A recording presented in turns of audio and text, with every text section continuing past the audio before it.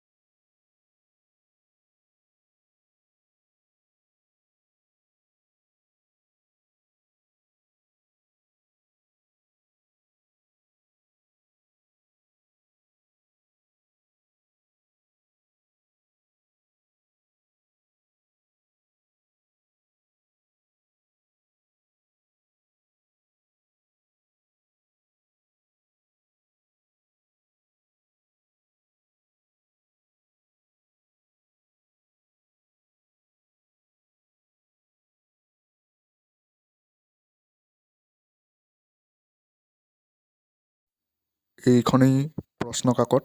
ভিডিঅ'টো ভাল পালে লাইক, কমেণ্ট, শ্বেয়াৰ কৰি দিবা। ধন্যবাদ।